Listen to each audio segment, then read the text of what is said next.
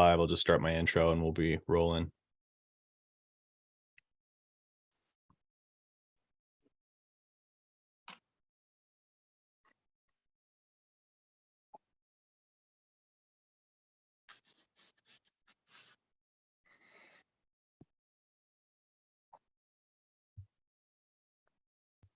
Welcome to the Supercross preview show. I am your host, Brad Gebhart. With us on the line, we have none other than Chris Riesenberg from Race Tech. Chris, how's it going? Pretty fantastic. Ready to head to the beach.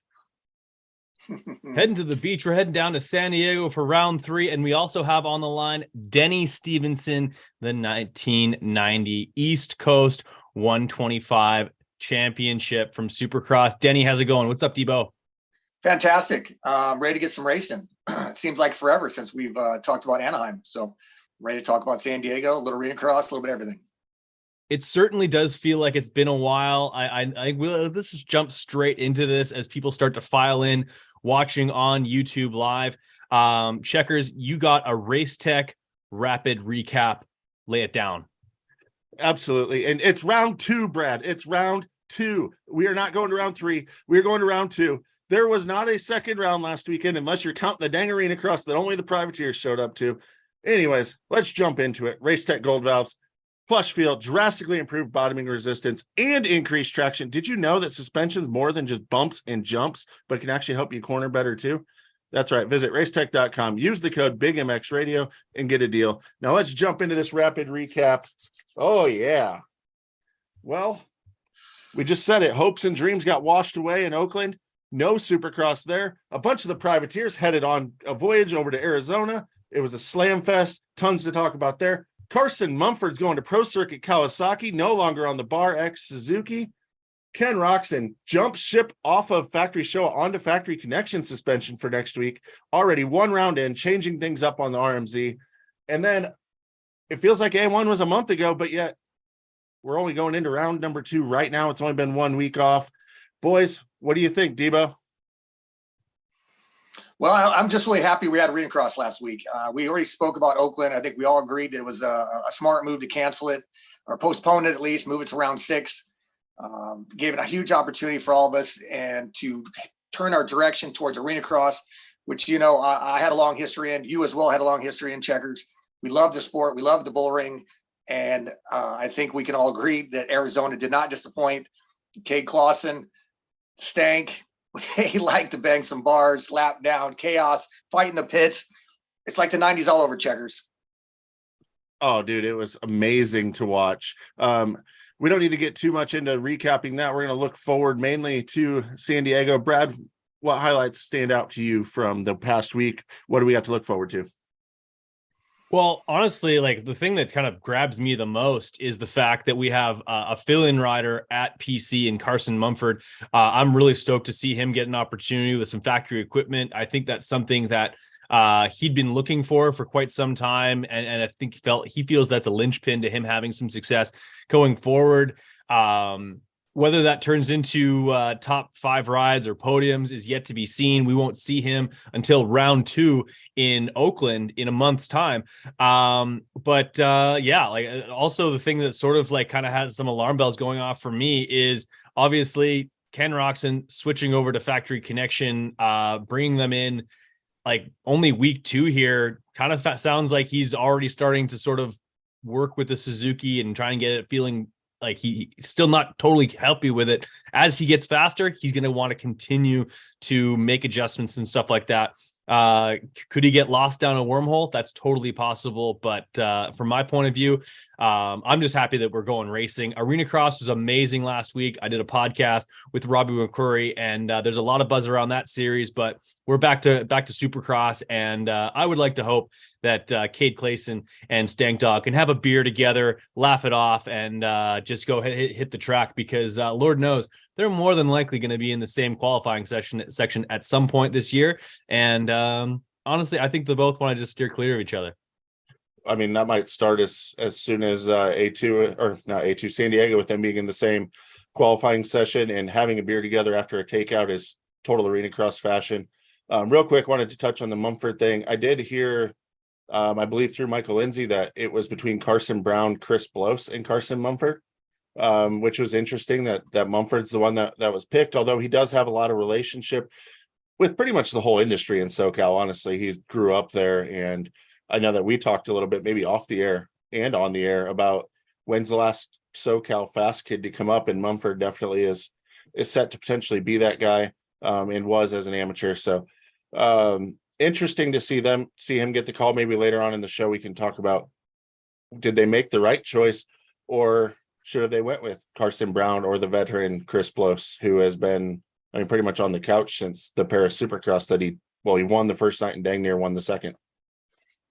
Yeah, no, I would have loved to see Blose get an opportunity as well, but he also sort of teased on his Instagram that he also might be finding his way back onto the starting gate at some point. Would love to see that. Chris Blose, brother of Michael Blose, like the two of them are just absolute icons of Arizona racing. And if I'm not mistaken, they're race tech guys, are they not? Yeah, Chris is actually owns and operates a race tech center. When I said he's on the couch, he's actually been on the suspension bench. He's that much of a believer in the product. Worked very closely with him for a number of years. And when I saw he put a picture up riding, I was hoping it was to come back racing, because I'm not ready to give up the dream yet. And honestly, I don't think he is either, but maybe his wife thinks he is. Or maybe it's the other way around and he's ready and she's not. I'm not sure. She's pretty intense. It would have been great to see him. But honestly, you have Carson Brown sitting out there who, in my opinion, hasn't ever had a real shot at that level. And he's still young and he's showing a lot of promise, probably similar promise to Mumford, maybe not quite as good of results, definitely not outdoors. But if you're looking for a Supercross fill-in, I think you definitely have to take Carson Brown very seriously. And he's been riding. It might be 110s and 100s and 85s and 50s and whatever he can get his hands on in his backyard in the snow, but he's been riding and the kid rides a lot. I don't think that's a bad idea with Mumford, other than it's a little weird him coming off of his injury so quickly. But I probably would have picked Carson Brown if I wanted to invest in my future. If I want results now, I invest in Chris Blose. He's had the best Supercross finish out of all of those guys. You know what you're going to get with him. He's a veteran. Maybe he's been on the couch, but he knows what he's doing. It's the 250 class. He's going to go out there and put in top 10 finishes no matter what.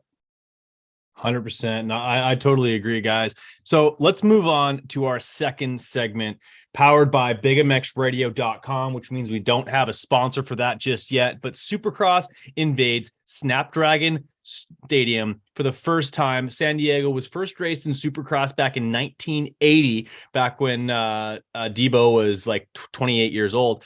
But we got some serious twists right off the hop. Petco Park, baseball stadium, great stadium, but baseball stadiums for me don't always turn into amazing racing. Football stadium, long rhythm lanes, 180-degree corners, although there is a couple of 90s in this track layout. We got some brand new dirt, which it's going to be a learning experience for the track crew, just how to shape this. Of course, they make all the same 3s, 5 footers. I don't think the over-under bridge is in this particular layout. One of the things I do love about the track layout is that there's a long set of whoops right before a right-hand corner, right before the finish line. So you're going to see some last-ditch efforts in some LCQs of guys flying through the whoops and not being able to get onto that rear brake as they come into the that last corner. That to me is just great television, and whoever designed that, I would like to shake their hand, because they will be providing me with some edge of your seat entertainment. Basically, like, guys, like who does this help? Who does this hurt rolling in? I'll throw it to checkers right off the hop. Well, I think that it has to help guys like Malcolm Stewart, Jason Anderson, Christian Craig, who all had pretty big get-offs at Anaheim 1. If you go right into Oakland, they probably don't get a ride, or coming in very sore and stiff, although they don't have broken bones per se. Injuries add up in the sport. Letting them heal up a little bit, having a couple days rest over the weekend perhaps, allows them to come in potentially at 100%. So I think it definitely helps them get ready for San Diego. What do you think, Debo?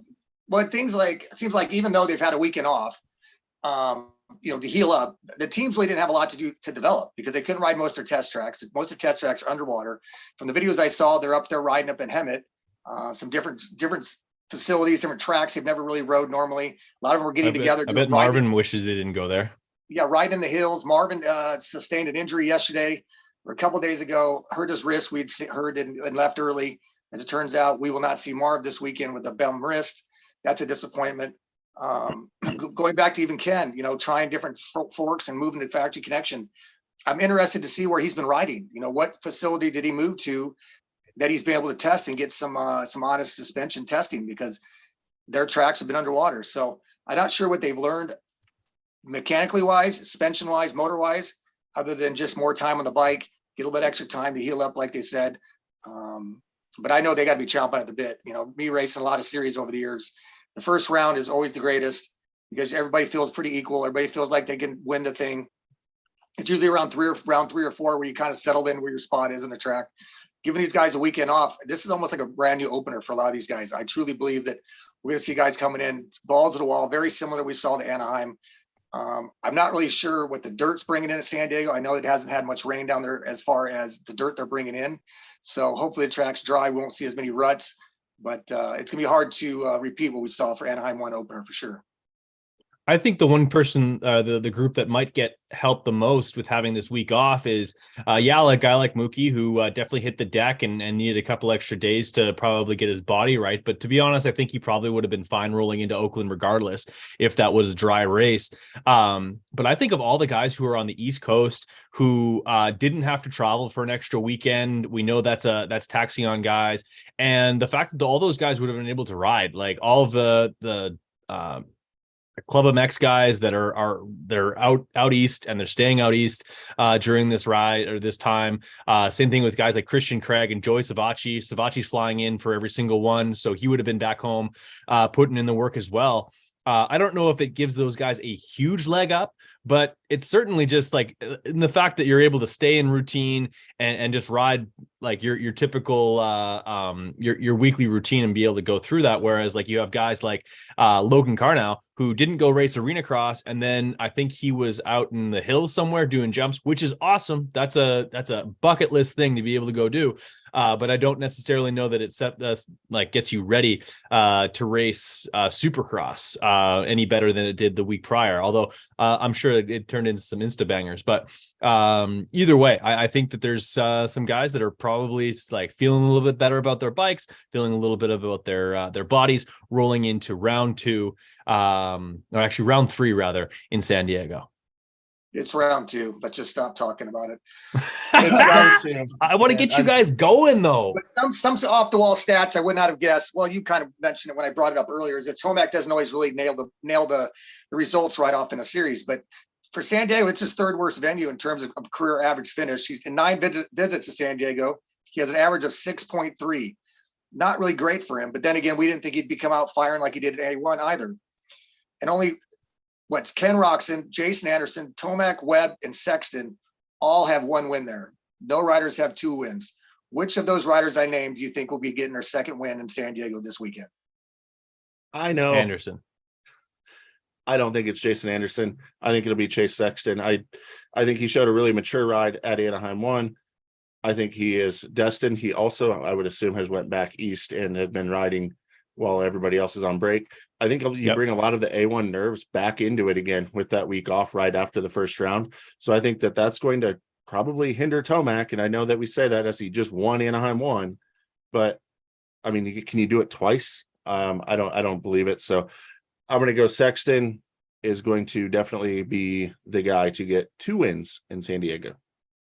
Awesome. Well, I think that comes to one of our 1v1 questions a little bit later, brought to you by airwheeliesonly.com. But let's move on to segment number 3, and be sure you guys are conversating back and forth in the comments on YouTube. Would love to see some conversation going on there. And if you have a question that we might want to answer throughout that, we'll keep our eyes on the chat board. And if you guys have a question that we want to answer, I can certainly go through those and answer them for you guys. So rapid fire questions. These are basically right off the top of your head. I'm actually not participating in this particular this segment, but it is brought to you by MXD360.com, which is an amazing fantasy league that I'm extremely bad at.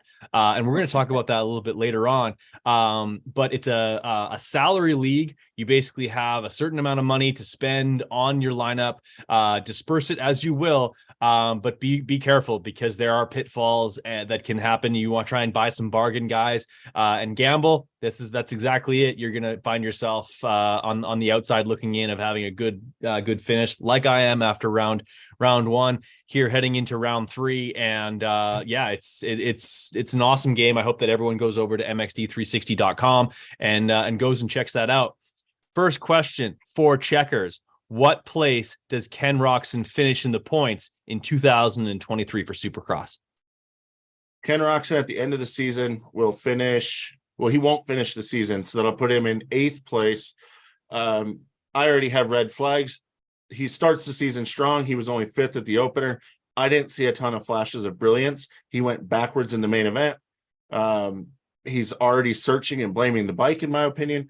Although he might find a home, he really liked the Factory Connection guys when he was going over to the Paris Supercross, and they seemed to really dial his Honda in for him.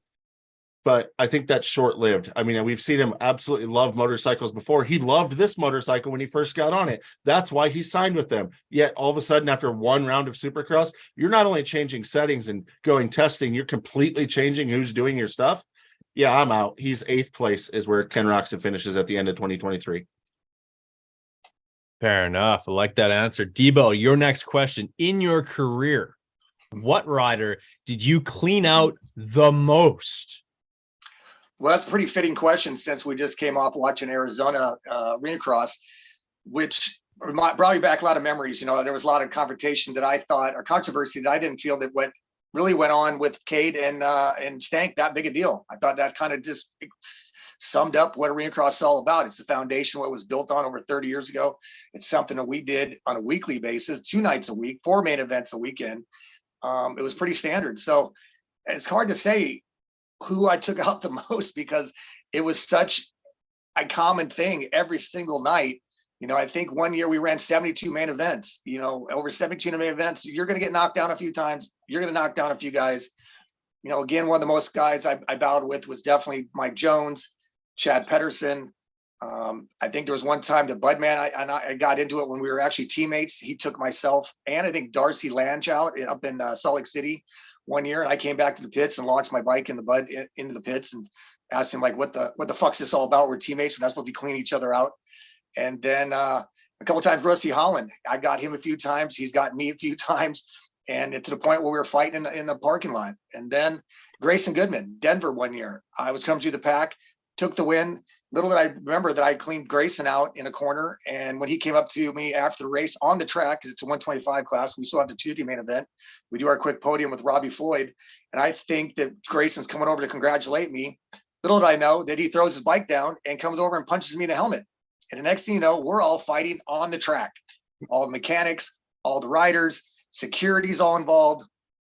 And then my kid pretty much tells us all, wait, hey, you guys, we got a 250 main to go. So everybody quickly got up, went back to the pits, got our 250s, and raced the next night of that next main event.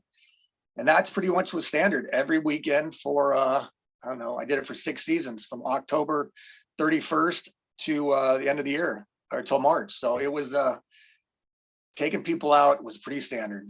I can't really. Do you mean this Grayson Goodman?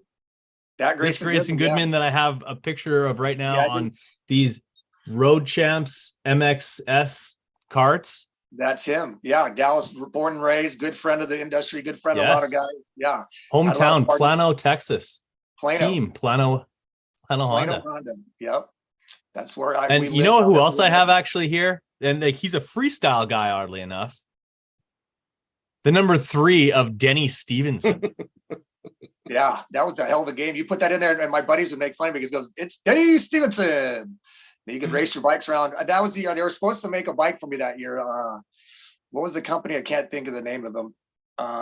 Anyways, they paid me to build a bike for me, or make a toy bike and a rider. And they started out with a lot of kind of different unknown riders that weren't really. Oh, Jack Specific was the name of it. And by the time they got around to making one for me, they decided to skip and close down business. So I got paid for it, but never got the damn action figure. This was awesome. And it also lists your favorite movie as Fresno Smooth, which is a great movie, by the way. That I love that. You just brought up Grayson Goodman, and I'm like, I happen to have some Grayson Goodman swag on me. Next question over to Checkers. I know my answer to this question, but I'm not being asked it. How many winners of main events will there be in the 250 West class here in 2023? You mean the super, super deep 250 West class that there will only be a maximum of 2 winners, and they will be Jet Lawrence and maybe Cameron McAdoo? Super, super deep. About as deep as the kiddie pool. Which is where you usually swim because you need your waders, your floaties. Yeah, I don't know. I know this wasn't really for me as well, but I think RJ Hampshire might have a shot. I think there might be a chance where Jet falls down and makes a huge mistake. But man, he sure made it look easy at day one, didn't he? It looked like he was riding around about 80% in that main event. And I think that surprised us all because he had a rough go with things in qualifying. Didn't look great in his heat race and in that main event.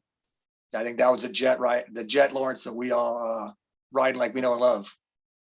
Absolutely. I'll just chime in one last time on this one. I know this wasn't for me, and I'm not even in this segment, but if not for Jet Lawrence, like if Jet Lawrence wasn't in this class, if he had moved up, like I think he should have, there's like, if this class was left the way it is, or if for some reason Jet left the class due to injury or something like that, there would be at least 3 or 4 different guys who I think could get wins. I think RJ can win. I think McAdoo can obviously win. And I think Styles Robertson can get a win as well. So if he's not there, but I also think that with him being in the class, that Jet Lawrence, barring some sort of mishap of some sort, can also run the table. I think that's totally within the realm of possibilities. Debo, next question to you. Number of winners in the 450 class here in 2023. Go.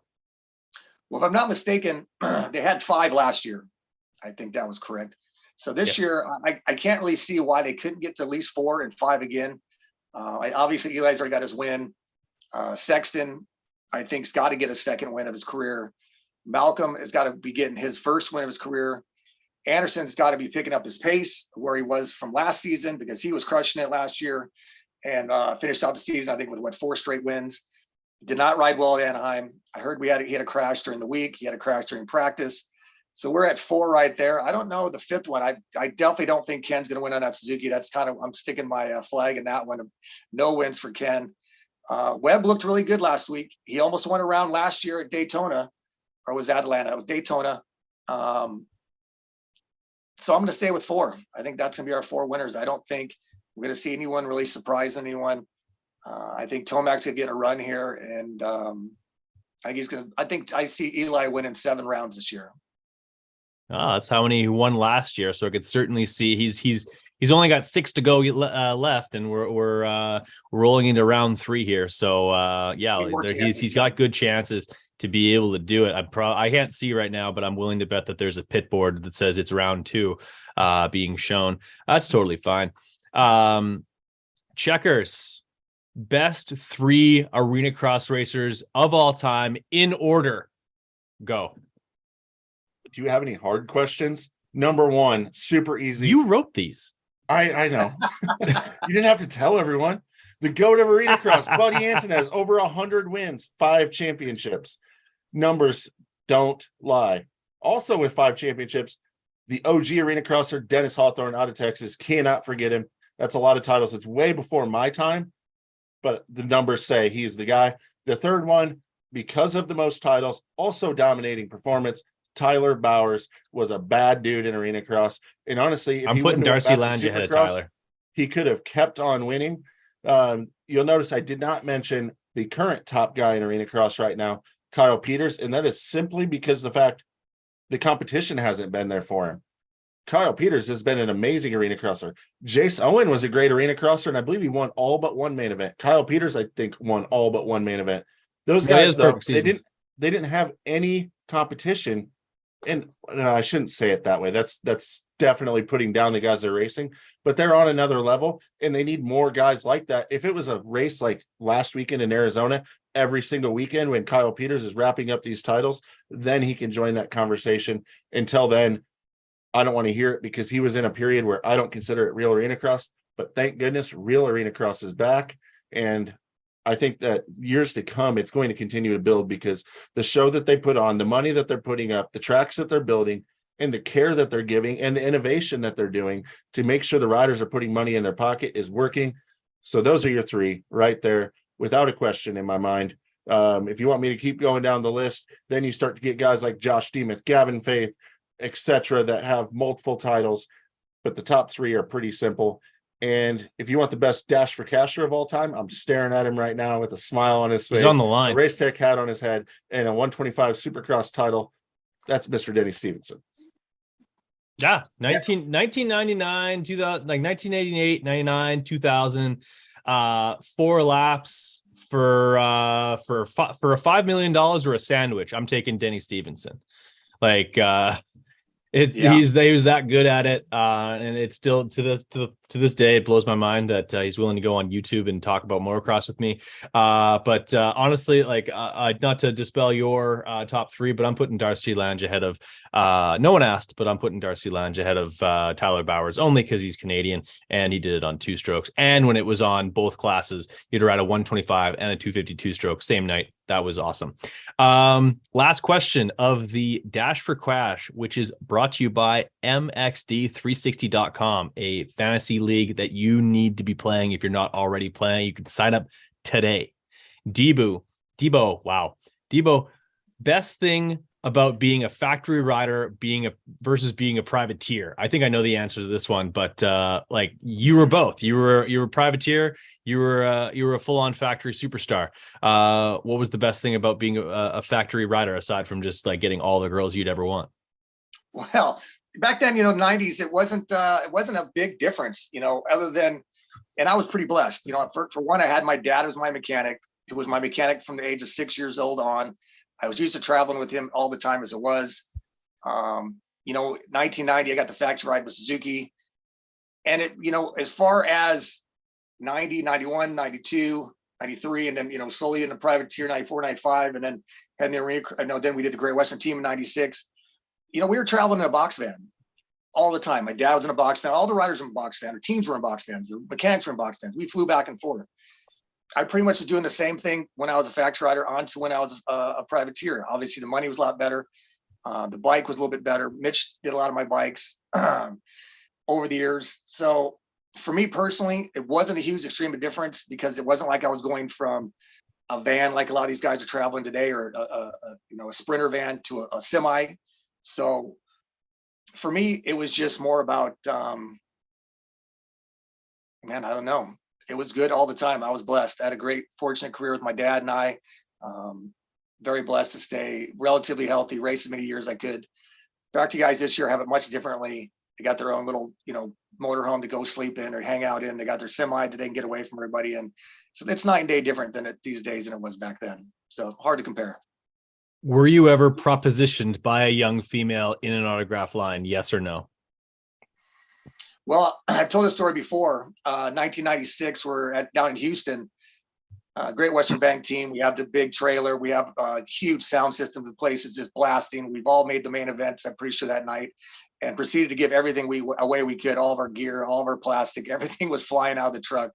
And I had some girl step in the truck and ask me if I would sign her ass because my name was on it. And I'm like, well, that's a little odd. Why would you have my name on it? She goes, well, I'll show you. So I said, give me a second. So we walk out of the trailer, we walk around behind the back of the trailer, and she drops her pants, and right there on her ass, tattooed on her ass, is my name. Not my name, but my name. Yeah. So I signed her ass, and we went out late. We ended up meeting for drinks afterwards. So that's about it. But yeah. Oh, we went for drinks later. Ladies and gentlemen, they went for drinks later. I bet you did. Good Lord. Yeah, I could only imagine you guys mixing it up back in the day, pre-internet days, basically. Moving on from that amazing story to segment number 4. I believe that's segment number 4. Yes, segment number 4, brought to you by airwheeliesonly.com, which, yes, that is a real website. And that is yet again evidence that we don't yet have a sponsor for this segment, is that we have some versus questions. All three of us are going to chime in on one rider versus the other, who's going to do better in San Diego, starting things off with Maximus Voland and Enzo Lopes. Both guys shown a lot of speed lately, but Debo, I'll let you crack this thing open. Who you got over Maximus Voland or Enzo Lopes?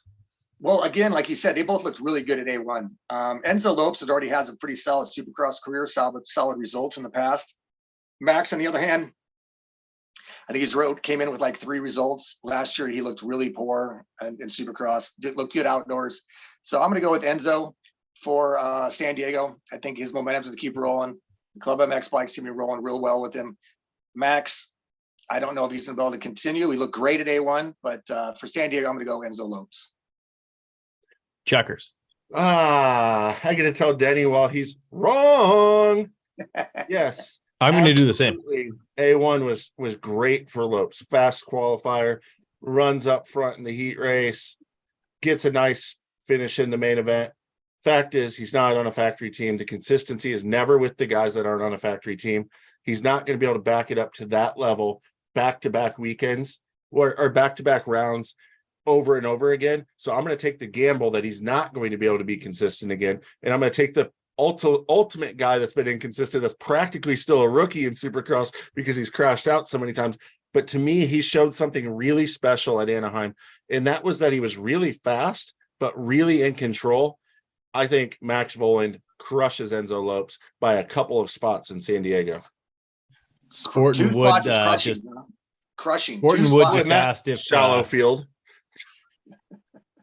Sporting Wood just asked if Phil is beating Enzo. Honestly, I don't see that happening this year. Enzo has a way more top end speed, especially in qualifying, and that sets you up for better gate picks later on in the night. Just for me to chime in on this, you both made great points, but I think it's Maximus Voland who will be a tad faster than Enzo consistently throughout this series. And since it's round 3, the pressure should be off, and we're a couple of rounds into this thing now, and he should be able to just put in his work. I actually see him on the podium this weekend coming up. Moving on to our second. Max gets good starts. That's one thing that's key. He does. Absolutely, he does. Got a great start in the main. And at the end of the day, it's a lot easier to work backwards than forwards. So, nope, Enzo Lopes. Go ahead. Sorry. Absolutely. No, Mike LaRocco made an entire career out of having to move forward and making his life harder for him. So we saw the evidence there. Jason Anderson or Cooper Webb? Checks, I'll throw it to you. Well, how quickly we forget that a year ago, Anaheim won, Cooper Webb second place and didn't back it up. And Jason Anderson goes on to have 7 Supercross wins. Also, Jason Anderson busted his face in practice at Anaheim, still salvaged the night with a top 10 finish. Jason Anderson will be on the podium and battling for the win in San Diego. Cooper Webb, I'm not sold yet. So Jason Anderson beats Cooper Webb in San Diego. I hate to tell you, Mike. Go ahead. I actually get to go next, Debo. But yeah, you're right. I think I actually have Jason Anderson penciled in for the win this weekend. I think that he bounces back more than he's really looking forward to having a bounce back weekend.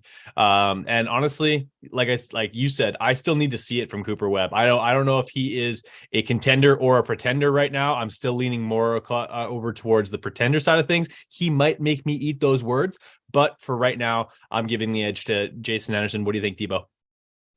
Well, I don't think it's possible that Jason Anderson could look possibly any worse than he did at A1, have worse results, have worse luck, have more crashes than he did at A1. And I'm pretty sure he still salvaged, I think a 7th. So Webb rode his ass off, rode great. Even he wasn't convinced by it in his latest interview. I think Anderson comes out with guns a-blazing. I think we see a little bit of repeat from 2022 where Anderson went 10-2 and Webb went basically 2-10. I think, again, Jason Anderson, I see him up on the podium. I think battling for the win. I think Jason will not repeat A1, and he'll come back with guns ablaze in San Diego. I love it. All right, next one up, we have Chase Sexton versus Eli Tomac, and I get to be the leadoff batter for this one. And honestly, I didn't like what I saw from Chase Sexton from a tightening up standpoint at Anaheim 1, and for that reason, I have to see him start to flow and really like be able to last an entire main event in this year without having any incidents of tightening up and going backwards. I think the ruts from this last weekend or the 2 weekends ago track at Anaheim 1 really taxed Chase. I don't know if he's as technical a rider as Eli Tomac is at this point in his career. I think he still has some growing to do in that respect. For that reason, I go with Tomac.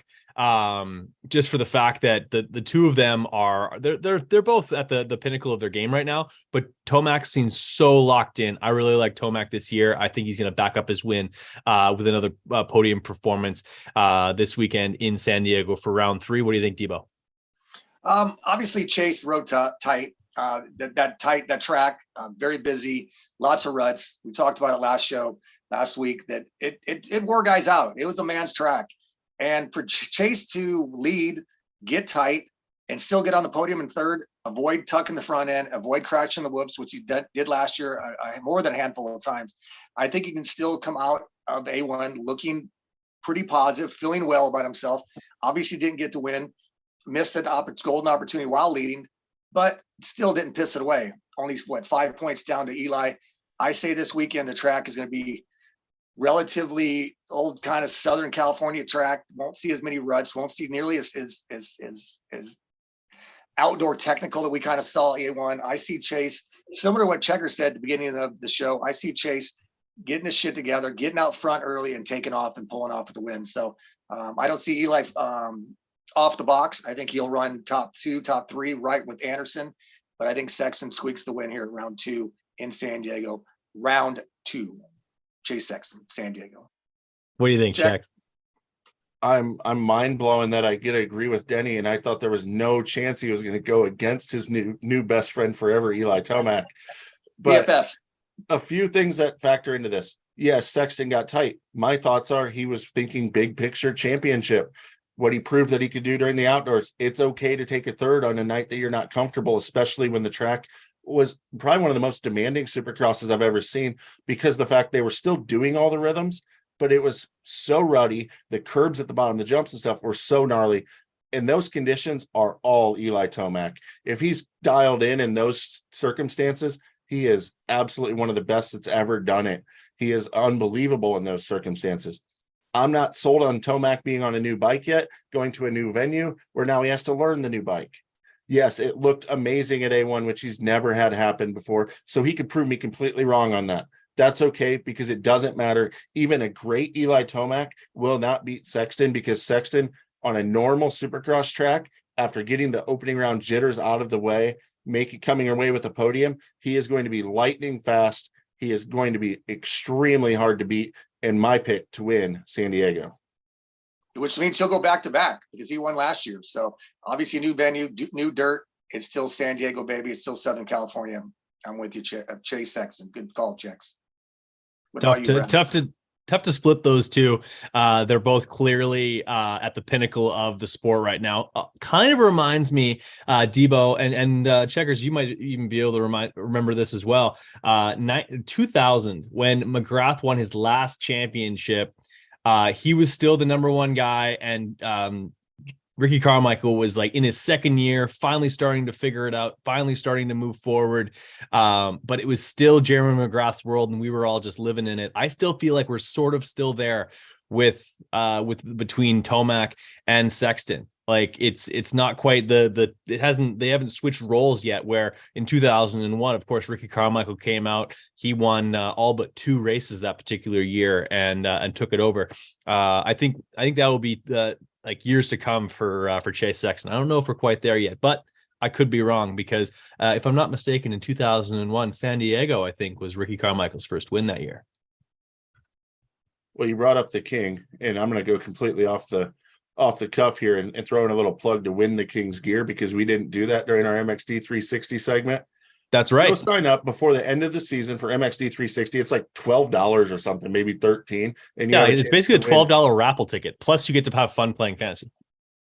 Yeah, and you can do terrible just like me. And like we discussed in our last show, since we didn't have round 2 yet, you could probably still catch both Brad and I, and maybe even Denny, because we did so bad. Oh, certainly me. You can still beat us at the end of the year, and we have a BigMx radio league over there.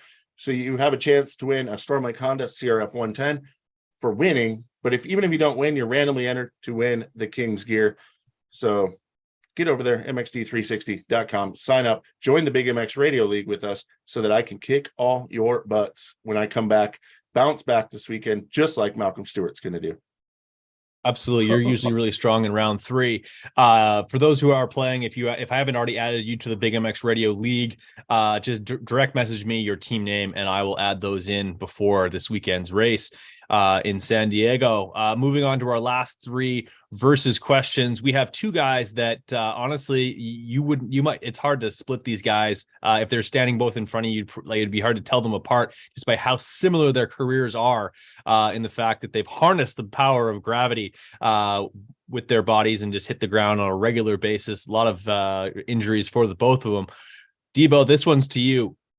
RJ Hampshire versus Cameron McAdoo. Man, I'll tell you, I know Cameron was really bummed last weekend. He had a chance to try and chase down Jet, or at least run with Jet, made some mistakes, cased some rhythm sections, got tight, and that can be understandable. Greatest thing we did not see at A1 is Cameron taking a trip over the bars, taking a big Yahoo, because when Cameron crashes, it is spectacular. And we saw Cameron keep his shit together, put it together, kind of like we talked about Chase. He learned that maybe let's just back it down a notch, keep it on the podium, keep things realistic instead of just whiskey throttling it over your head and putting yourself in a situation that could injure you and set back everything that he had worked for. Similar to we accidentally saw with Austin Faulkner, which was a shame and a horrific day. On the other hand, RJ Hampshire rode his ass off. He rode really strong in his heat race. He flat out beat Jet. Jet had nothing for him. Jet started catching him a little bit. RJ picked it up. I've heard that they're a little bit happier with the suspension, the way the bike's handling the whoops. Fortunately, though, for RJ, the whoops, 2 sections of whoops were basically hoppers. We didn't see a long section of whoops that we truly got to see if the Husky worked well or not. So going into this round, I'm going to say that old Cameron kind of rebounds. He's a California kid right now, living out there, testing out there. I'm going to go with RJ Hampshire behind Cameron. Cameron, I think, will get second this weekend. RJ could get anywhere from 3rd to 5th. But I'm going with Cameron, the McAdoo from Sioux City, Iowa. That's right. Team Iowa all the way. But not just because he's from Iowa. If you look back all the way to last year, Cameron McAdoo has not finished off the podium in a Supercross race that he's lined up for. He got hurt on press day last year and was out of the season, but every race before that, he was on the podium. That is what championships are made of. Do I think he's beating Jet Lawrence for a championship? No, I'm not crazy. I'm not insane. But what I do know is that Cameron McAdoo will most likely find himself on the podium again. You want to know what else is consistent? RJ Hampshire will not make it 2 races in a row without laying in the dirt. And guess what? He stayed up on 2 wheels in Anaheim. It was a great ride. He did come through the pack. He did pass Cameron McAdoo. He isn't going to do it again because he's not going to stay off the ground. He might pass him, but he won't finish in front of him. Cameron McAdoo beats RJ Hampshire in San Diego. I hate to make it 3 for 3, but it's tough to argue, guys. I think that Cameron McAdoo is going to have himself a lot of free space to do his thing. I think he's got more top end speed, and his lap times will show it consistently throughout the night. I seriously think that if Jet can run the table on wins, McAdoo could run the table on podiums. I think he's going to take the next step forward, be in that second place guy for the rest of the series, especially when the series goes all the way to round 2 in 3 weeks time in Oakland. Moving on to our next one. We're going to lead this off with checkers, Kitchens versus Robertsons. We're just adding S's to everything now. Yeah. I don't even know where to start here. Like, these guys both need to prove something to me in Supercross. I think both of them come in very highly rated, and I would say overrated. Denny's worked pretty hard to convince me that Styles Robertson has something special and can be something special, but Kitchen beat him at A1, and I didn't see anything special out of either of them. Although, I mean, Kitchen's basically a rookie. He's only had a few Supercross races now. And with him finishing better at A1, I have to start to lean that direction. He's shown more speed outdoors consistently. I could be convinced either way, but I'll go Levi Kitchen beats Styles Robertson. Go for it, Debo. I'm lost. Yeah, I'm trying to think. It's like you said, you could pretty much, they're interchangeable. You know, one's number 43, one's number 40. I couldn't tell you really what either one looked like. I could just run into them at the quick shop and wouldn't even know that either one of them would stand in front of me. And that is not an insult to them. They're just kind of been behind the scenes, ready to make their mark. Stylus has been at it a little bit longer, obviously, than Levi has. This is Levi's really first year of Supercross. He had 16th and a second, and got hurt and didn't ride the rest last year. Where Stylus was on that Husky, which a lot we can agree, a lot of those guys did not look good on him. Swole, Hampshire, they were just struggling. So I like Stylus simply for the fact that he's got more time on the of Supercross. He's on the Star Yamaha. But the ironic thing is, I'm looking at their results from last weekend. Kitchen was 7th, Robertson was 9th, and they started 11th and 14th in the main event. The whole point of being on a Star bike is you're supposed to start up front. But the fact they did not, and both stayed off the ground and worked their way through the pack for a solid 7th and a 9th finish, lets me to believe that they're both ready to make a big jump this weekend in San Diego. It'd be great to see both of them get out front, start top 5, as we've seen Thrasher do in the past. On the Blues, Thrasher will get a whole shot and win the last chance and win the fucking main after it. So whether or not Styles or Robertson has that, or Kitchen has that in him, I believe that I'm gonna have to go with Robertson again, just because, like you said, that's kind of the guy I've been sticking with. I picked him on a couple of my draft teams. I'm ready to pick him this weekend and possibly for my MX D360 team. So I am currently going to go with Robertson over Kitchen, because if he doesn't, he's going to be looking for a ride next year. Not because of this weekend, but just in general. Sorry to interrupt before you go, Brad. Go you ahead. Just had a solid 7th or 9th in West Coast Supercross right now. They got beat by 3 non-factory guys, or 2 non-factory guys even. They're on Star Yamaha. That's solid. That's good. For round 1, it's solid. Coming from 11th and 14th, Kitchen's only rode 2 Supercrosses prior. Robertson could have done better. They stayed off the ground. The track was gnarly. As long as they finish out that A1 pop with results, top 10, I'm happy with it right now. Because you can wipe your ass with A1 results. Oldenburg has more time. Lopez has more time. Nicoletti should not be beating them. And that's no slam to Phil. Phil will tell you himself, he hates Supercross, it's death cross. So getting beat by the couple of club guys does not look good at Star. And I'm sure that Bobby Reagan let them all have it this week as well. Well, I was just going to say, look who they beat. Derek Kelly, Dylan Walsh, Derek Drake, Cole Thompson, Anthony Rodriguez. Who? I would expect that those guys shouldn't even be in the same ballpark. And that's who they finished in front of. So I don't know. They need to show a lot more than that. I'm not sold yet. I'm not trying to be a hater on them. They're on Star Yamahas. They need to be battling for podiums. They should be at least up where Max Voland was at. They need to be up there next week or this Saturday, no doubt. They qualified 7th and 7th and 12th, which is not a great way to start the season either. They just weren't looking like, they just didn't have real speed all day. So got there with 2 top 10 finishes, not make things worse. I'm happy with it, but I agree with you. They definitely need to run top 5. They're getting paid big money. They're the future, supposedly, of the sport. So, but nonetheless, I'm still picking Robertson over Kitchen. What do you got, Brad? The worst thing that can happen for Styles Robertson here in 2023 is that he doesn't outperform his teammate on the coast that he's racing on, which is Levi Kitchen, who, for all intents and purposes, this is his rookie year. He raced 1 Supercross last year, got hurt in the other one. So give him 1 rolling into this year. And honestly, they don't have nearly as big a gap between them as there probably should be, given the fact that this is, I believe, Styles Robertson's 3rd full year in Supercross.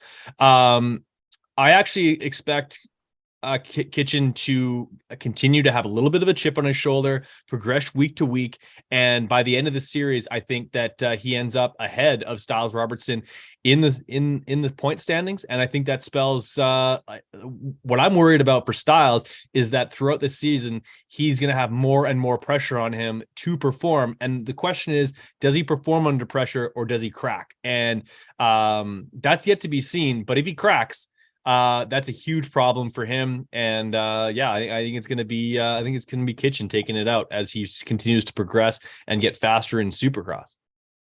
As I've always said, no matter what series you're racing, you have to be at the very least the fastest guy in your truck, which is brought up. That's what reminded me of that. And that's a great point. And the second one is if you're the fastest one in the truck, you should also be the fastest one on your brand and not get beat by the support team, as Checkers brought up as well. So 2 good points. 2 things that definitely Robertson needs to get together because he was the 4th Yamaha and the 2nd one in his truck. So 2 good things to get a little fired up heading to San Diego this Saturday night.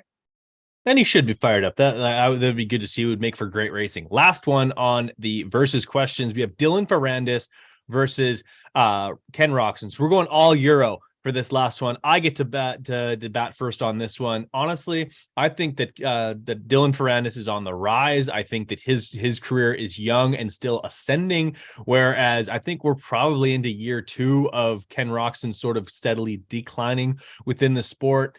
Not to knock Factory Connection whatsoever, but the fact that he's already starting to play around with the motorcycle and try things.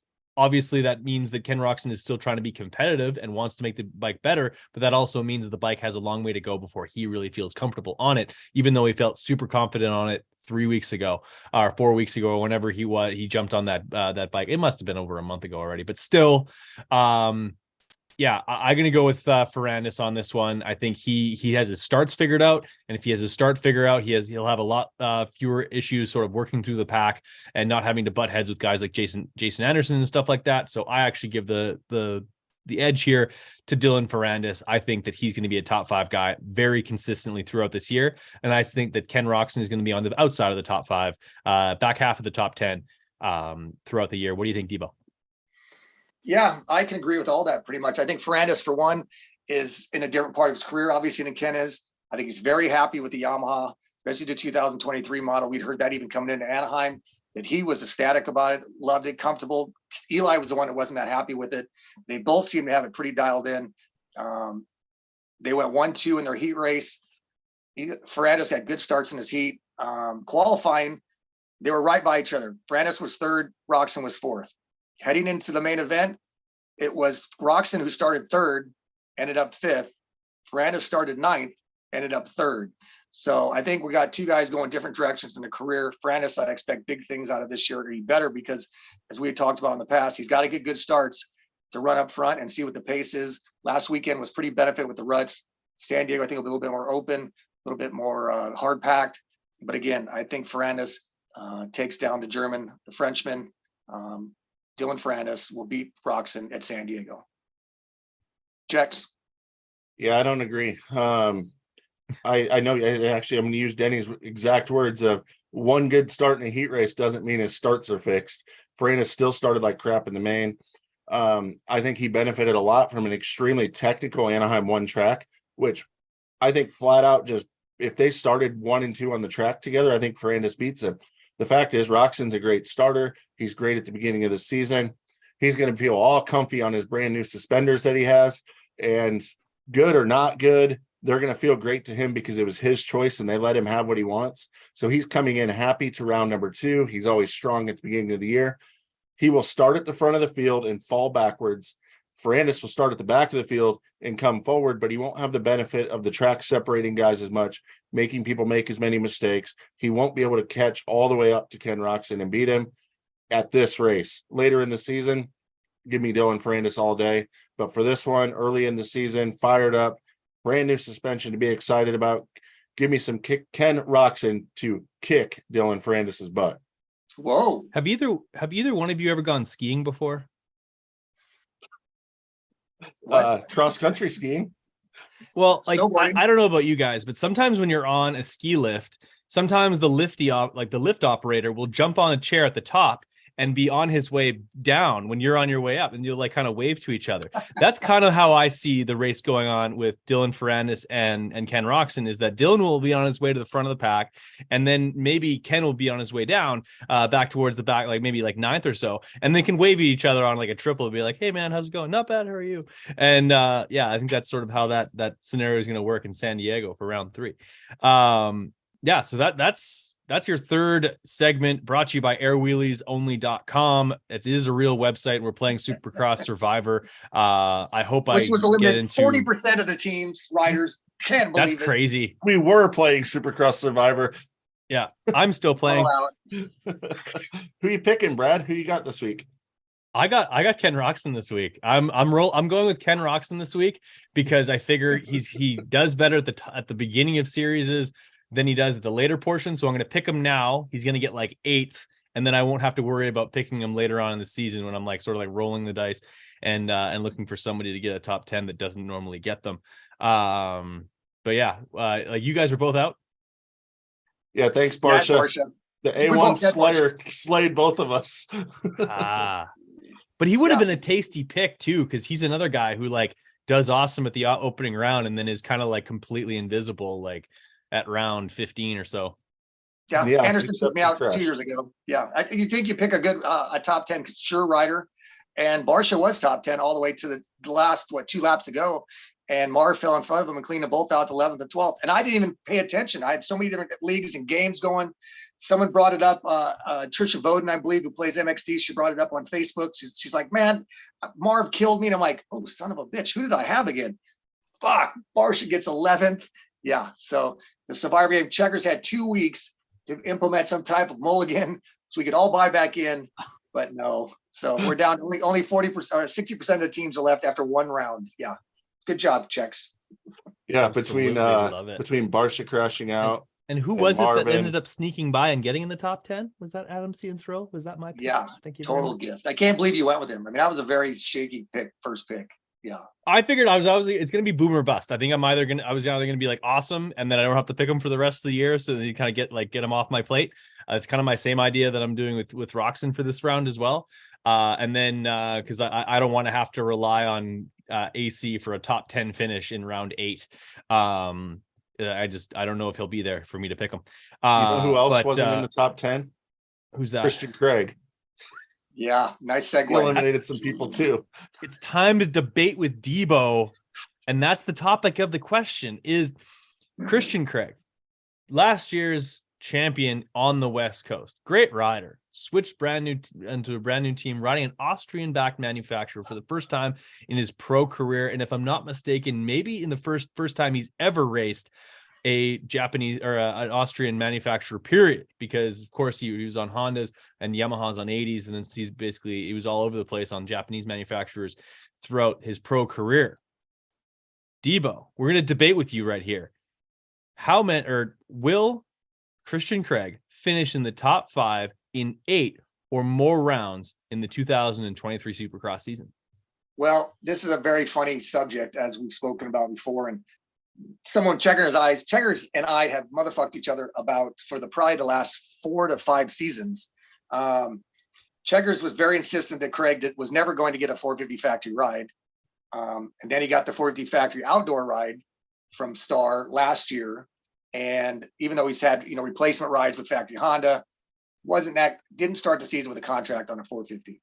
So I started throwing the fact that Craig got the 450 outdoor ride. Then he started throwing back at me, he'll never get a 450 Supercross ride. Well, ladies and gentlemen, he's got the factory 450 ride with the Husky team. And I pretty much told Checkers he's going to be kicking ass. He's going to be riding very strong as he did last year. We saw a new Christian Craig, less mistakes, more mentally strong. And I think he could have ran easy top 10s on that 250 last year. He was in tune with that Star Yamaha, and with that championship, he rode his ass off. So I had him really coming out of the gate strong. Clearly, I was mistaken out of A1. He went down hard in practice. I believe he rang his bell in the whoops. I'm already hearing rumors that he's grumbling about that Husky, does not like the way the bike flexes, does not like the way it handles through the whoops, is already regretting possibly moving to the team. If those rumors are anything to be true, man, that's going to make for a long season, because if anyone can possibly get shaken up in a little, head case a little bit and start getting his head too much, it's obviously Christian. He's done it in the past. I'm hoping that that's not the case. I'm still on the Christian Craig train. I'm hoping for top 5 this weekend. I'm hoping for a 5th at San Diego. It's his home track, El Cajon. We saw how emotional he was last year when he won the 250 class right there, had his kids in the stands, family in the stands. I don't know if he's going to get to 8 this year. I sure would like to say, but just to tell Checkers to kiss my ass, I'm saying yes, he's getting to 8 top 5s in 2023 Supercross. And Checkers, take that to heart, buddy. 18 Wow, the top back pedal. 5s in a 17 round series. That's a bold statement. But yeah, that Cooper Webb got, I think, 8 last year, maybe 9. So it's a big statement, but just the fact that I want to throw it in Checkers' face. And I never really admit I'm wrong. I'm still sticking with Roxon ain't going to win a race. Craig, I'm not going to change my opinion on that. I didn't change my opinion on Stank taking out Cade as being a lapper. If you're going to waffle, you're a pussy. So there'll be no waffling on this side of the microphone. That's okay. I'm not going to win either. I'm not winning a Supercross this year. But no, it's good. Great points, man. Did you have anything to rebuttal there, to debate with Debo there, Chris? Because if this truly is a segment about debating with Debo, he has to be able to make his points, and then you have to prove him wrong. Well, he is 100% wrong. Yes, Craig has had some great results in the past. Debo's already backpedaling. At first, it was 50% of the races. Then it was 8 races. And now he's like, I don't even know if he'll get to 8, but I guess I'll go with it just because. He's already lost faith in him. The dude wasn't even top 10 at A1. It's a full field. He's never had a full field before. He's always come in at the second half of the field at the year, or raced outdoors on a 450 when half the dudes aren't even there. If you look at the results from outdoors, I believe it was 6 of the top 10 guys in Supercross points last year didn't line up for the first outdoor last year. Yes, he's had great results on a 450 when half the dudes aren't there. But now he's got to race 17 races, and now he's got to start with the full field. And guess what? His confidence just got kicked right in the teeth at Anaheim 1. Is he capable of getting top 5s? Absolutely. He's an amazing rider. I actually thought he looked really good preseason on the Husqvarna, but if he's complaining about the bike, got kicked in the teeth with the poor results, and now he's down. If you watch his vlog, the dude was dang near crying after the race, spun in a mental spiral. I feel like we're back to Christian Craig of a couple of years ago that was never going to get a factory ride. The reason he got his factory ride, he got his crap together and his mental game together, and he absolutely delivered last year. He was strong, but he was racing against Vince Freezy? I guess he had Hunter Lawrence, but I mean, other than that, literally those 2 guys were who he was racing against. Give me a break. He's not getting 8 top 5 finishes as a not rookie in the 450 class. No, not happening. I think he can get a couple of top 5s. He's not getting 8. Not a chance. Go for it, Brad. What do you think? Well, once again, Chris is obviously the voice of Riesenberg, and on this particular topic. But let's get serious, boys. Not too often do you see if we're calling him a rookie, and I'm still not calling him a rookie, but if there's any truth to Christian not feeling comfortable on that motorcycle, I don't think that bodes well for his first full year in the class, turning itself into a year where he lights things on fire and has 8 top 5 finishes. I think that would be a serious stretch. Can he get in the top 5? Absolutely. His skill set is certainly there. But I seriously think he's going to have 3 to 5 top 5 finishes. Everything else will be 6th or worse. I like Christian Craig, like I said, first year that he's on an Austrian brand. Like, we always talk about these guys so finicky about their bike setup left or right. He's onto a completely different style of manufacturer. It's not even that he's like on a new Yamaha. It's like this is a chromoly frame, is a different style of fork, different style of shock, and also working with a brand new set of people that he's never dealt with. And also he's on the Alden Baker program, But I've spoke to Alden personally, and he even would agree that it takes a year, 2 years to really start to gel with an athlete, start to feel out what works for them, what doesn't work for them. The idea that him and Alden were able to get his peaking just right, rolling into his very first round, working together, is kind of ludicrous to think. So I disagree with Debo. I think that he's going to be outside the top 5 more often than not. And I'm gonna side with Checkers because, like I said, he is the voice of Riesenberg, and that's how we're gonna wrap things up. It happens. Can't be right all the time. No, that's fine. Like, it gives an opportunity for you to prove both of us wrong, and I've certainly been wrong multiple times on this episode alone. So that doesn't bother me whatsoever. Boys, let's wrap this thing up. I know, like, we'll keep our eyes on the chat on YouTube. I appreciate all 10 people that are in there right now. The conversation is absolutely flowing. They're talking about who can get top 5s, who's going to have the most amount of top 5s. Someone even threw out there that Hardy Munoz is a sleeper pick for a main event into the East Coast. We're not even talking East Coast. That's going to be way after round 2. Let's wrap things up with picking our teams for mxd360.com. I already went ahead and did that this afternoon while I was checking things out. But let's sort of just talk about like a couple of other things as well. We have our draft league where Checkers has to replace Austin Faulkner. That was just between the 3 of us. Checkers, had you decided who you're replacing him with? And actually, yeah, and I also have to here. I'm glad that I didn't take Marvin Musquin when I had the chance. I was just going to say, and I also have to replace Marvin Musquin now as well. These draft games are my absolute favorite, and thus far, I believe I'm undefeated in them. But holy crap, it has been a terrible start to 2023. In this one, I have both Marvin and Faulkner out. In the other one that I'm in with Denny, I not only have Marvin and Faulkner out, but it's a much deeper one. And my other 450 guy was Benny Bloss, who is also out. So 3 of my 6 riders in that one are out. But for my replacements, I will go with, I'm going to gamble a little bit, just a little, just a titch. This is for the first 8 races. I think he can make it 8 races, and I think he can be in the top 10 in all of them. He maybe even can bust a podium out if he really gets his stuff together.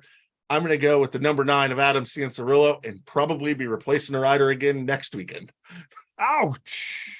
And then I love you, Adam, but it's true. It's true. Who are you replacing Faulkner with then? Yeah, and then to replace Austin Faulkner, I actually forgotten about the fact that Debo had drafted Anstey, and then Anstey decided to move to East, so he had already replaced him with Enzo Lopes. So I was really between Enzo Lopes and Maximus Voland as my 2 to pick between for this. And since Debo already has Lopes, it made it really easy. I actually was going to go Voland anyways, just for the simple fact of what I said earlier. I have a lot of faith in a guy being on a factory team and just that solid program. I really think it adds some consistency in this 250 class. So I will be replacing Austin Faulkner with Maximus Voland. Fair enough. I think those are both really solid picks. That just shows depth of field when you have like a 3-person draft. We might even maybe should have made our teams bigger because there's still a ton of talent left on the table. The fact that you were able to replace guys with both guys that could easily have podiums, if not wins, this year. Yeah, I mean, in our other league, we have 11 people in the draft, and to replace Marvin Musquin, I'm picking like guys like Cade Clayson. And yes, I mean, I might get a couple of points around maybe. And then in the 250 class to replace Faulkner, I believe I'm going to go with Hunter Yoder. So quite 2 PRMX guys. At least you're staying on the same team. Yeah, I mean, it's quite the flip though. I mean, if you look at it, sorry, I lost my train of thought. If you look at it though, like those were my top 2 draft picks in that league because I drafted in the 10 spot. And so I had Musquin and Faulkner as my top 2 picks, and they're both on the injury list after Anaheim won. Is pretty rough. What do you think of those picks, Denny? They're good. You know, we talked about it today. Checkers, I wasn't sure if he was even going to replace. was he going to replace Faulkner in our one league because he was pouting of spending the $3 waiver fee? But I think he's pretty happy with it now. And again, I love these draft games. It gives a very, I love ball sports. The draft is kind of how you lay your team, and it's always interesting to me where people will go, how they'll start their teams with. Us only having the three of us, we increased the number of riders in each class, so we were able to still have talented riders available in a situation like this.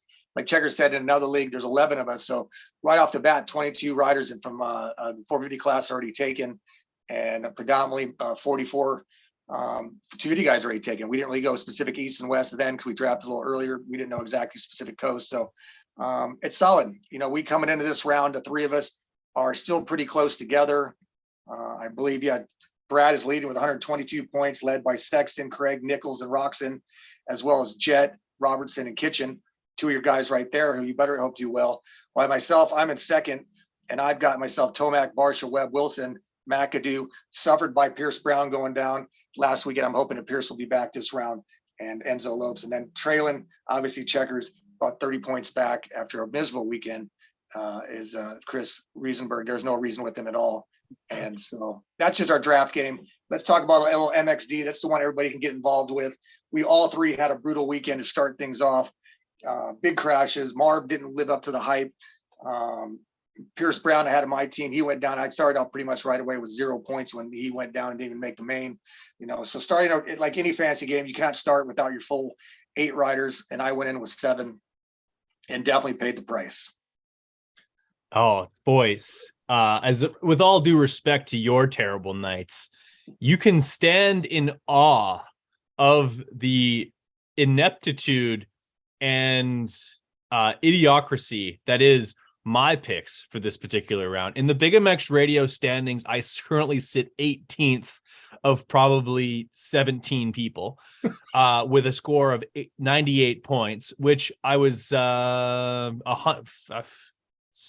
20 points behind Checkers, who was only 3 points behind you. I am 45 overall point. I'm 162nd in the overall league, which I'm 45 positions behind Checkers. But what's more amazing about this particular league on the overall side of things, Checkers is in 13th place in my league with 117 points. He's also 117th overall in the whole league. He's 33 spots behind Debo, who he was only 3 points behind. So that really shows us how, like, not only how close things are as far as people picking different teams and stuff like that, but Debo is just outside the top 10, much like Christian Craig will be most of this season. And that is he's got 120 points on the day for round 1, an 84th overall, currently sits 11th in the BigMx Radio League. Like I said, if you end up joining MXD360.com, let me know your team name and I'll add you to my show league for BigMx Radio. But also, you want to pay the entry fee and win MC's gear, win the King's gear. It is literally a $12 raffle ticket to get yourself in to get some awesome gear from the King himself. I think that would be fantastic for everyone to go do, and it's lots of fun, and it's honestly, it's just a little bit extra strategy. Like Saturdays are awesome enough as they are on race day. Inject a little bit more excitement into it by going through the salaries and trying to figure out how you can get some value on some guys. And that's exactly what we're going to talk about here when we talk about our particular teams rolling into San Diego, which is of course round 3 of the series. So 250 bargains and busts. Let's roll straight into the 250 class. I'll tell you who I have picked right off the hop. Going for my best bargain on there, I think I'm going to go with Jammin' Josh Verrees. He is a Southern California kid. I expect him to have a bounce back week. He's only $89,000. Give me him. I think he's in the main event easy. He didn't make the main last time, and I think he's easy money into the main event. Then I went with Cole Thompson, not only because he's Canadian, but I think he's better than the 13th place that he showed. I think he's going to be closer to the 10th place spot. So give me that. He's also colored in red, which means if he's top 10, he's going to get me some double points. And give me Derek Kelly. Derek Kelly is a phenomenal racer who's on the upward trend, and he's got great backing through, I believe he's on the AEO KTM team. And then I went with Jet Lawrence. I had a lot of budget to spend, so I was able to go with the most expensive guy on the team with $892,000 in change, hitting against my my salary, or my I guess the amount of salary I had left over. Those were my picks for the 250s. What do you think, Debo? That's a solid team. Anytime you get Jet, which is almost like guaranteeing a victory, is solid, because that's 26 points you can just kind of add to your team. But it is a big chunk of change, and you definitely have to dig deep down into the red and the hot riders. But we got about 22 guys right now in salary. The rest of them are all just basically double digits. Myself, I've started out with a good deal, which I'm supporting Checkers with his draft pickup. I've heard good things about Hunter Yoder. He started out the season with a 17th. He's only $107,000. I find that he is a huge bargain heading into San Diego. There's also a rider who did real well. Well, didn't do well, but he made the main event. He's a bargain at $71,000. Is that 19th place rider, Hunter Cross? He made his first main event, and I can see how excited he was and getting on that main event, running all 15 minutes in the +1 lap. I think he's gonna be pumped. Could be a good bargain heading into this weekend. And another rider who didn't do well, but I think will be turned around, could be Dominique Thury. He's only 53,000. He did not live up to the hype that I thought he was going to do. I predict him possibly top 10 on the new Solitaire hot sauce team, but failed to make the main event. But I see Dominique Thury snapping back with a solid result, only $53,000. Another rider could be doing well, coming off an arena cross victory in Arizona on that second main event Friday night, is Mitchell Harrison. We saw how happy he was, a little cash in his pocket. Yeah, he was pumped. Same with Brandon Ray. What? Brandon Ray as well. Both those guys are super cheap and like available and could be very well in the main event. Mitchell Harrison only $71,000, and I think that's a good deal. Jerry Robin only $107,000. There's a big group of guys right in there in that $107,000 to about $53,000, which is a good bargain to pick up. I don't know if you want to get more than one or two of them, because they could possibly not make a main event, and then you're starting that whole show with only 7 of 8 riders. I think another good rider could possibly be Pierce Brown. Obviously, already kind of had him and screwed me over, but he's going to come back. He's going to run fast. We know he can run top 5 and possibly even podium. At only $500,000, he could be a discount. We will soon see. McAdoo at $750 is also not bad. The difference between Jet and McAdoo is $145,000. A pretty big change when it could possibly only be 3 points. Cameron McAdoo could also be a good 2-2 rider. What do you think, Chex? Yeah, you touched on a lot of them on what I was looking at.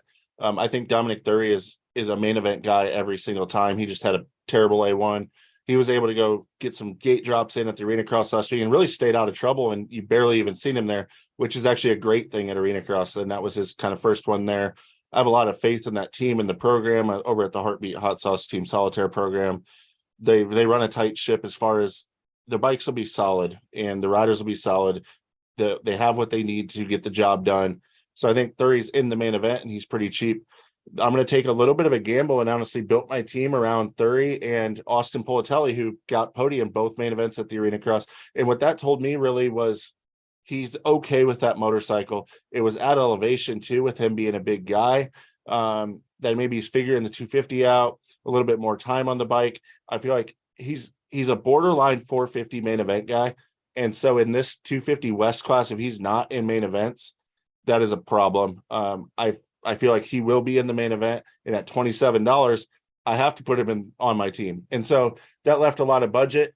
I wasn't able to go after Jet Lawrence this week because I had him last week. I actually had a really good 250 team with Lawrence, Hampshire, Hunter Yoder, and unfortunately Dylan Walsh got 11th instead of 10th because that would have been a nice bonus. And my 250 team was actually really good. It was my 450s that fell apart. So instead I went with Cameron McAdoo, who, as we talked about earlier, I think is almost a lock for a podium as long as he lines up and finishes. And then I think Mitchell Oldenburg's underrated, although his value in MXD is not underrated anymore.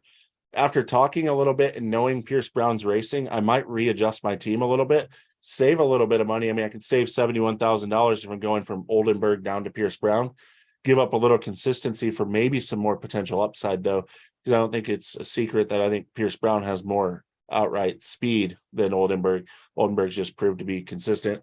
But right now my team is McAdoo, Oldenburg, Thury, Politelli, and I think you guys touched on most of the other guys that are good values. That's one thing that's tough Absolutely. about MXD is the MXD 360 is the salary basis. When you change one rider, it could shake up your whole team. You know, some of the other value games, when you can move guys around a lot easier, but with the salary based game, like you said, by just simply dropping from Oldenburg down to Brown opens up the door for other riders. You got to start looking at your 450 guys, which for myself right now, I got Joey Savacci. He's a pretty good deal for being hot. He got a 10th last week. I think he rides that Kawasaki really well. I think he looked real strong last week in A1 on a more difficult track. I think he's a little bit better when the track isn't quite as rutted. I have him leading my pack, but most expensive for video rider at $651,000. And then you'd probably be a little surprised, but I got old Ken Roxon. I like Ken on the Suzuki to do well enough to be a value at $625,000. I think he's a top 7 rider, top 6, maybe an 8th. I'm fine with that value. And then Malcolm Stewart with his crash brought his volume down pretty substantially. He's down at $549,000, $550 basically, with his DNF basically that we thought was a 22nd. There was a transponder problem when it flew off his bike when he went sailing into the infield, and they ended up crediting him for a 16th. So we have Malcolm about 550. I think is a good value because he could run top podium, could possibly win as we saw last weekend. He stays off the ground. And my 4th rider is Cade Clausen, who is a credible value. I think we saw a little bit of Cade looking good in the whoops, looking good around the arena cross, other than just getting punted that one race. He was the fastest qualifier in arena cross. I always say that obviously nothing transpires, or you can't really be a good arena cross rider necessarily and kick ass Supercross. I don't think it necessarily overlaps, but I think Kay got some confidence. Hopefully his leg isn't quite as beat up as it was leaving last weekend, and he got a chance to heal up. But I have a pretty good value at $18,000. Guys behind him, Alex Ray's like in $20, Bobby Piazza, Bryson Gardner, Brandon Scher. I don't know if there's any really value in the $2 or less than $100 in MXD. Logan Carnell is 17, John Short's at 17. Norton could be a good guy. The only one I see is Joan Cross. He's made his fair share of main events for $8. That's not terrible. But like my question to you, like maybe this is a question that some other people have about the game. Say I go with Joan Cross for $8 and he gets like 20th. How many points do I get for that? 3 points. That's not very good. So I don't really want to pick him. But it's points, and considering he's so cheap, you can go extra and go, try and go Nichols Sexton or Sexton Webb. That's the value of going someone of that value and that price, is it opens it up to get guys who you assume to get podium top 5, and that's when your team falls apart. Is when those guys you assume would get a podium or top 5 or even win, and then you see them on the ground early in a 450 main or 250 main. That's when your entire process, your entire theory of thinking, thought process is pretty much out the window, and you're fucked for the rest of the night. Fair enough. So I just did a little bit of experiment there. So I switched out. I had Joey Savacci, and I got rid of Shane McElrath at $71,000, and then I went ahead and picked Joan Cross, which gave me little over $700,000. So I was able to pick Cooper Webb, who very well could be somewhere near the podium. So like if you add that up, so instead of having say Joey at say like an 11th or 12th, so he would get me like 9 points, and then 3, like maybe 3 or 2 or 3 from Joan Cross. If I went with Cooper Webb in this scenario, he could very easily get me like 20, 18 or 19 points on the night, and that would far exceed whatever I'd get from those other 2. So there's different strategies you can go about playing this game. And that's what I love about it, is that you can really sort of move things around, see what the kind of the tea leaves show you. The one thing I will mention on Cade Clausen is that because he had that really big Charlie horse on his leg, I'm going to wait a week on all things Cade, whether it's BigMx Fantasy or this game. Let him get a clean bill of health and be rolling into Anaheim too for round 4 of the series, and we'll go from there. That's just my take. Before we jump over the checkers, someone we haven't talked about at all during this entire show, Colt Nichols. What do we think? He's the second highest most expensive 450 rider, simply by the fact that I didn't take him off of being a hot rider, which would have dropped his salary significantly. But you're going to have to pay for him. If he can get top 6, top 8 again, get that 10-point bonus, that's some huge points for $780,000. But do you guys think we'll see Colt Nichols in the top 10 again for the second round? We haven't even talked What do about you think, Chex? Well, I was actually gonna let you take it, Brad, because you were driving the Colt Nichols train before the race. The reason I didn't bring him up or talk about him is I don't like to be wrong, and I have no clue what to expect. I'll touch on it then. Honestly, like I like the skill set of Colt Nichols. I think that he is extremely talented in Supercross. And it's kind of pressure off on he's like obviously he wants to stay at factory Honda, but the fact that he has that level of support, given where he was 12 weeks ago, 13 weeks ago, with a KTM team that totally disbanded, wasn't able to race World Supercross because of that, switches over to factory Honda. I think a lot of things are rolling Colt Nichols' way this year. Obviously, he got gifted some spots last week with some guys going down. And he was a benefit of that. But if he maybe he's not 6th this weekend, but if he's 8th, that's a great finish for Colt Nichols. I think he's a good starter. I think he can stay out of trouble, and he can just put in the laps. And I think he's going about his rookie campaign in the 450 class the right way. So yeah, I think he's a great pick for BigMx fantasy or any other fantasy game, including this one. And MXD 360, if Colt gets an 8, what's the easiest way to figure out how points work? From 4th place on down, it drops a point, obviously. And every point that they get equals 23 total. So if they're 4th, they get 19 points, 23. If they get a 5th, that's 18 points, that's 23. So that's the easiest way for me to remember points off the top of my head without having to have a chart next to me. So basically, Colt Nichols at 776 would, if he got a top 10, an 8th, if you got a 6th again, that's bigger than a win. So it's a huge value, or it's a huge cost for Colt. But if he can run top 10 and get that top 10 bonus, he's anywhere from 23 points to 26 points. So it's risk and reward high with Colt for sure. Yeah, I think anything inside the top 10 is a success right now. And that's for a lot of guys. I mean, the 450 class at the moment is very, very talented. If you're inside the top 10, we as just fans and people looking at the sport really need to know that that's a good finish, whether it's a 10th or it is a 2nd or a 4th or whatever. Those are really, really good results and deserve to be on good factory equipment. So if Nichols is staying inside the top 10, those are great rides. And then maybe later in the year, if the field starts to get depleted, he can start to improve his results and get some inflation on his results, kind of like Craig has done in the past. Back to looking at MXD teams, you just briefly touched on McElrath. I have to think a former title contender in the 250 class. He has to be in the main event every time. He's a bargain at 71,000. I also think Cade Clayson's probably the best value on the board. He's riding really, really well. He's comfortable on his program and his team. Yes, he is a little banged up, but he was still able to finish the races. I think he'll have the swelling down and should be fine, hopefully, this week. Also, and the other guys that are really values that I think are pretty, I would say 75% or more to be in the main event would be John Short, also at 17,000. He's pretty consistent at making mains in the 450 class, and he's a pretty solid rider. And then you have to bump up a little bit, but I do think you have to look at Noren as well.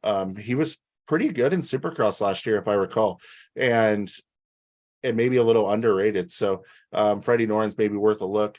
But for my team, since I went with the Thury and Politelli combo in the 250 class, I had actually a lot of budget to spend in the 450 class. So I was able to go after Eli Tomac, the big fish, and go right there for that top salary. I paired him with Malcolm Stewart, and basically I did that because Malcolm is typically a top 5 guy. He's had time to get back healthy. Nothing told me he wasn't good at Anaheim other than hitting neutral. I think that's the cheapest he'll probably be all year. So I have to go with that right now while I can.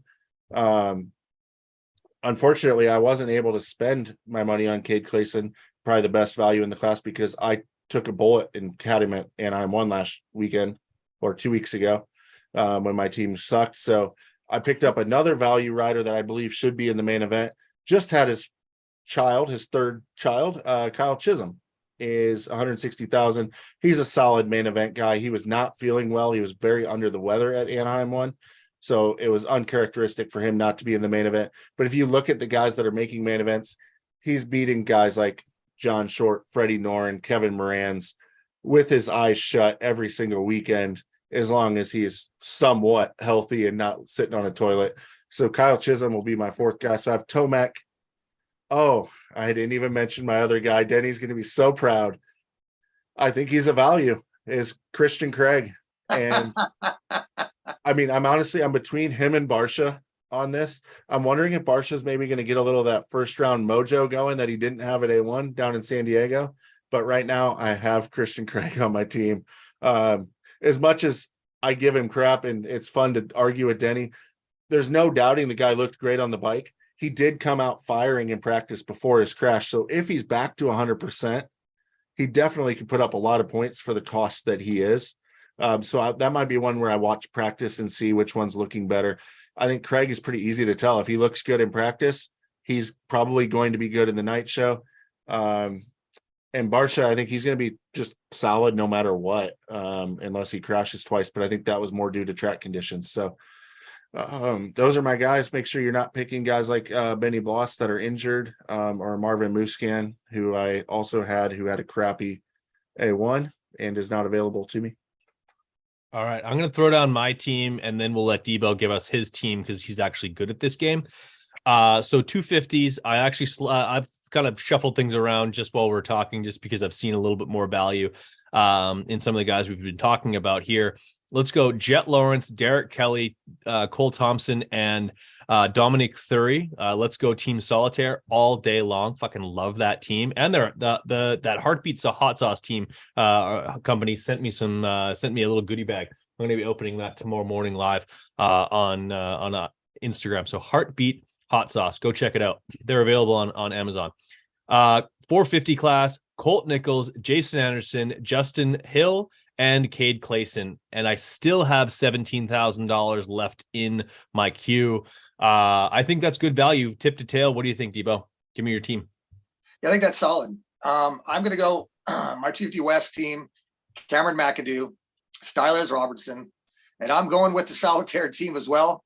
And the hot sauce, what's the name of the hot sauce again? Heartbeat Hot Sauce. Heartbeat Hot Sauce. I got to remember that instead of just calling it hot sauce. I think they're a great team. Big fan of Ryan Clark over the years and what they're building and his partner.